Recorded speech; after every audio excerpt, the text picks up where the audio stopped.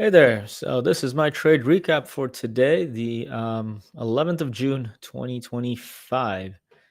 So before the market opened, I've got these Avi levels, these burgundy lines. In the pre-market, it broke out. It opened just above the level. I was thinking perhaps it'll bounce off and go, but it opened there. There's the 1 minute chart. Didn't bounce off straight away in the first minute. It's pushing down. So no trade down there. My whole idea was it could bounce off. Down here, it's just in a messy place. I don't have any thesis or anything.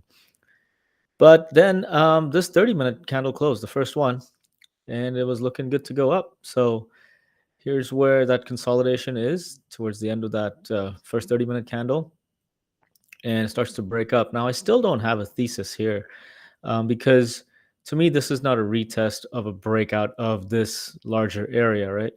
It went right back into the range more than halfway or so, and then came back close to the top. I don't see this as a test of the previous breakout. It just went in too deep.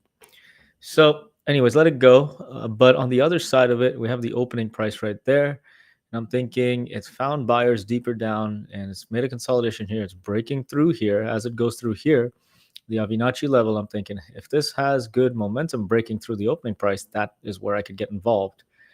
So again, that's based more on the 1 minute perspective and trying to identify momentum and go with the momentum.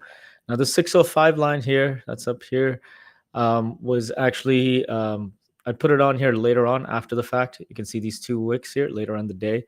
But there was a level I had in mind, just around 605, I think it was. If you zoom out on the 1 minute chart, I found it. But anyways, so my first couple trades of the day was just basically getting long and scalping this tiny zone. I'll show you what that looked like right here. This was where I got involved scalping. Basically there, that line is the high of the day, the opening, near the open. So getting in long there and scalping it to the area of resistance, a little below 605 it was. Zooming into the pre-market, you can see that on the 1 minute chart.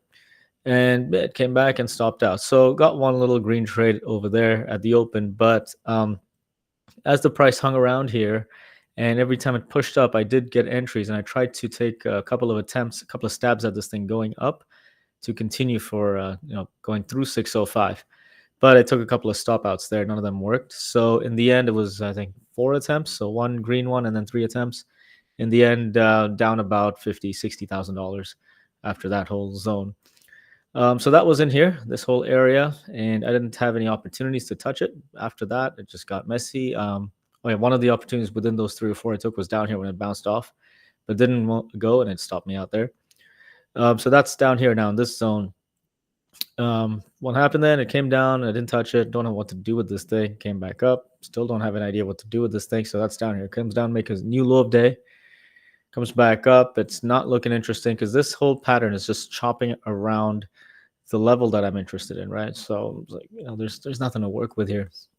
So I let it go. But then this candle, this 30-minute candle, we started pushing up, and then it made this high. Started getting weak from there when this red candle opened. And it started to come all the way down, started to come down through the burgundy line. I'm beginning to think, hold on a sec. These highs are getting lower. See, these highs are getting lower. And this thing has generally been grinding up. Not an uptrend, I'd say, but just generally grinding up. And I'm identifying these lower highs, almost looking like a double top, really, in my zone. 603, what is it, 85. Yeah, right about there. And so I'm thinking, hold on, if it loses just the most recent support, which is this tiny little candles here, these 1 minute candles, I could have a short. And sure enough, that's what happened. So let's get into where I took those shorts. That's right here. Where was that? Sorry, wrong time. Let's go back. It was in this area, right? Yeah, I had that right. Around 130. Here we go in this zone. So I've identified this as support. It kept bouncing off, and then it bounced here, then it bounced lower. I figured if it really loses that, and you saw on the 30-minute chart where it's making those lower highs, so this thing may want to go. Sure enough, it started going quickly. I started scaling in with the momentum going down. So there it is. That momentum. The stop initially was above the entry candle, pulled back and continued. So I brought the stop in tighter after that pullback. So it was really tight basically here. And now this is a 603 put option. 603 is right here. So I'm going through the strike price, right? I'm out of the money. I'm going towards the strike. So extremely volatile stuff. Also, I'd put my targets down here, the next burgundy line, but I put a level here that was a previous low of day. So that's where I was not trading. down in this area. You see that? That was a low of dip. So I was worried about this area. It could easily bounce off there again, right? So here's the thinking on how to manage this one. Go out of the money, thinking about de-risking in this area, as in taking a lot of it off, and then buying the next contract, which is basically 601, if it continues to go down. So that's me initially getting in. And when this thing started popping towards this, was about 602 zone, previous low of day, that's me taking the majority of the profits and then leaving some on the table for later on, which I ended up taking the profits further down. Now, here's the thing. Once I take a lot of the profits here, I've locked in, some good profits on this one. And then I start loading up on the next contract, which is the 601 going out of the money. That's this. So now you can see the thing is this really moved fast, right? There was no time for a little consolidation and excuse me, little ABCD pattern and try to get in. It was just going. So by the time I pulled up the contract and had it ready to load, I started hitting the button when I saw there was momentum going through the level. It was pretty much at the green line when I hit the button, but by the time I got filled, it was already down here. You can see the fills. So that was pretty wild. Anyways, the whole idea was to get in quick and scalp it down to the next level. Sure enough, with an entry, about 30 seconds later, it hit that next level. That's where I'm getting out a whole lot of it, and had a bit of leftovers. And as it started to go down and find support around 600.5, that's it. I'm getting out of it, and the rest of it, is really not much at this point. So basically, I'm capturing the entire move from that burgundy line to that burgundy line, but going with two separate simultaneous options contracts. Well, not simultaneous, one after the other.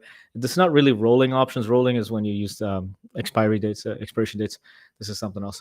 Basically, call it rolling the strike price. I'm following the strike, for that way, or following the price. So at first, going out of the money in this area, 603. Then once it gets to the next area, going out of the money, going with 600. Was it 601? I think it was 6. What is this? Yeah, 601. Yeah, I went with 601. That's down here. So that's it.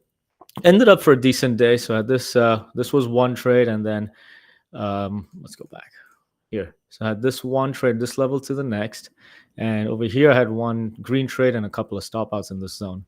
So in the end, positive green day, very solid P&L, nothing to complain about. But I think things could be better. I think the messing around with momentum trading up here just not necessary. I don't need to do that stuff. If I just avoid that, I could just sit back, lay back, and trade on the 30-minute. It's actually a lot easier. It was not difficult to identify these lower highs, and then after identifying lower highs, you get the momentum, and then you roll with that.